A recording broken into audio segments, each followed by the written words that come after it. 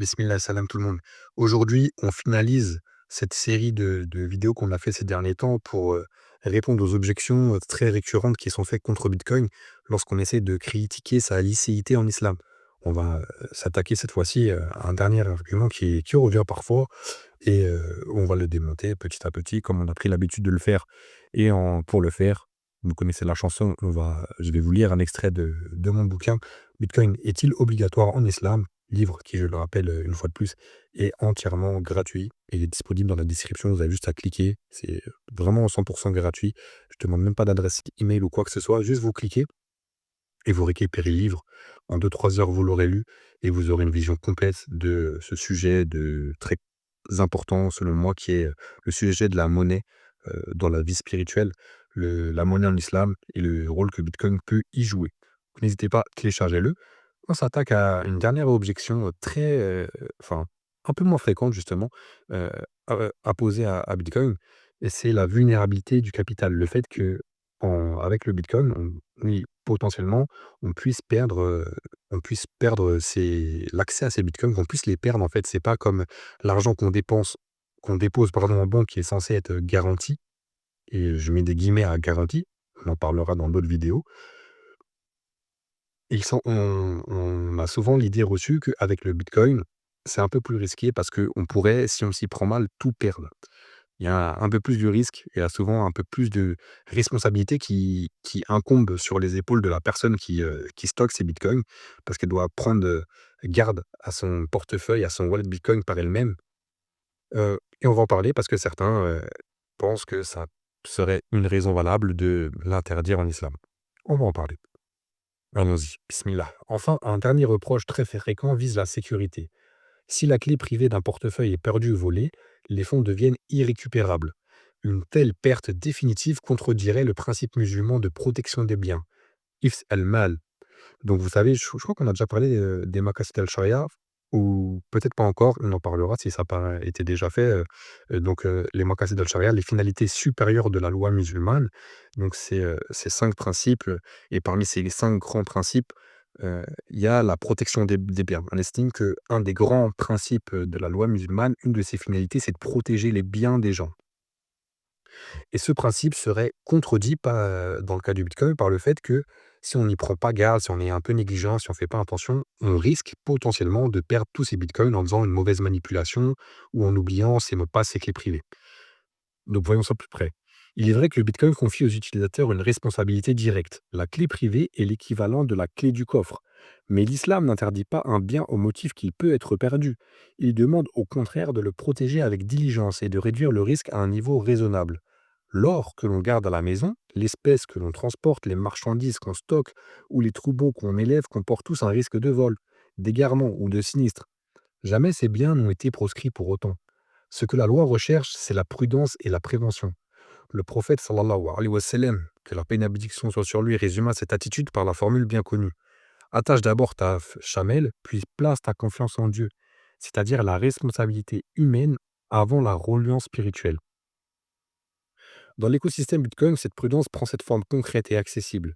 On peut déléguer la garde à un dépositaire réputé lorsqu'on ne se sent pas prêt à gérer ses clés, ou bien organiser une garde partagée, ce qu'on appelle un multisignature, un multisig, avec plusieurs signatures requises, de manière à ce qu'une seule perte ne suffise pas à compromettre les fonds. On peut documenter un plan d'héritage conforme au droit successoral musulman pour que les ayants droit accèdent aux avoirs. On peut enfin séparer un portefeuille du quotidien, un faible montant, d'une épargne longue conservée de façon plus sécurisée. Donc là, je liste en fait plein de moyens de réduire le risque de la perte du capital en Bitcoin, parce que c'est vrai que il y a des exemples qui sont connus de gens qui ont qui avaient plein de bitcoins et qui ont égaré leurs clés et qui ne peuvent plus y accéder. Ces bitcoins sont perdus à jamais. D'ailleurs, sur les 21 millions de bitcoins qui seront jamais disponibles, on estime pardon, qu'il y en a entre 2 et 3 millions, c'est difficile à dire, qui seraient définitivement perdus. Parce que les gens ont perdu leurs clés, les gens se sont trompés au moment de faire une transaction, dans une mauvaise manipulation, surtout au début, quand il y avait encore très peu de savoir et de compétences autour de Bitcoin. Et puis surtout, ça valait pas grand-chose, donc les gens ne faisaient pas forcément très attention. Ça, c'était pas grave de perdre 10 000 Bitcoins à l'époque, parce que ça valait que quelques euros, mais le Bitcoin ayant pris de la valeur et les gens s'étant formés petit à petit, la compétence, la connaissance étant accumulée, On fait de plus en plus attention et globalement, de moins en moins de bitcoins sont égarés et perdus au fur et à mesure du temps. Mais c'est vrai que oui, on se doit d'être responsable lorsque l'on a des bitcoins, de, les garder, de les conserver, de les protéger.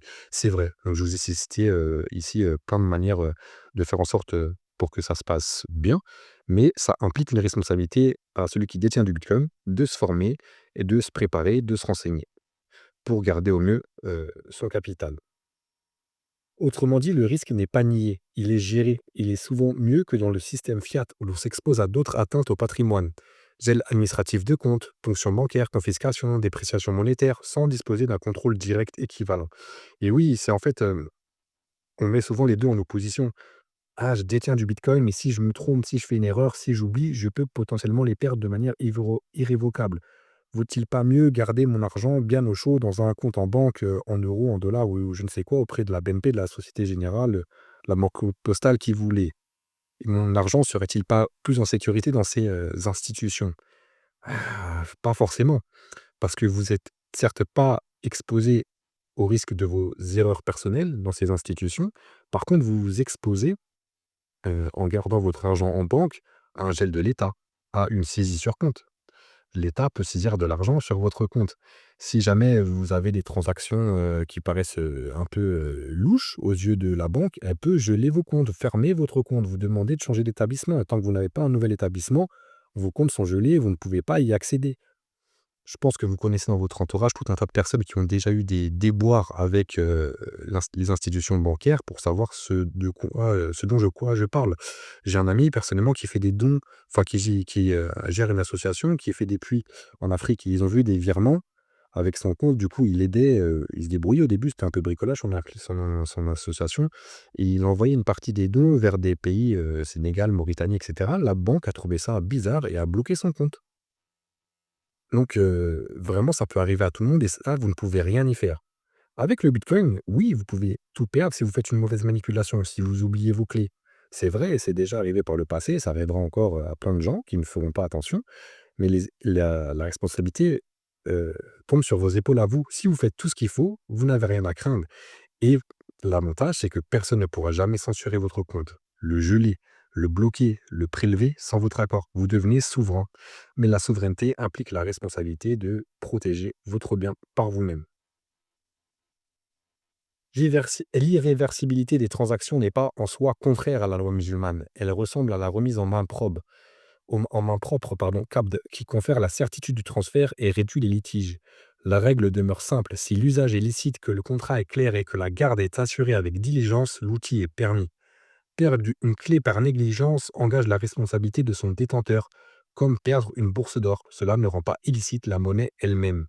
En somme, Bitcoin ne viole pas le principe de protection des biens. Il le place au premier plan en redonnant à chacun la maîtrise et donc le devoir de sécuriser son patrimoine.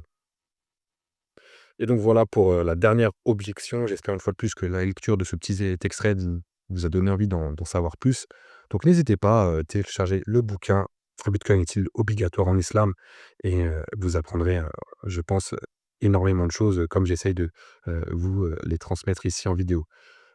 Dans les prochaines vidéos, on passera à un autre sujet que les réfutations des objections à Bitcoin. On passera à complètement autre chose. Ça y est, je crois qu'on a fait le tour. Je ne sais pas encore de quoi on parlera, mais il y a plein de choses à dire, donc on trouvera. Je ne m'inquiète pas pour ça. Allez, à très bientôt. Salut.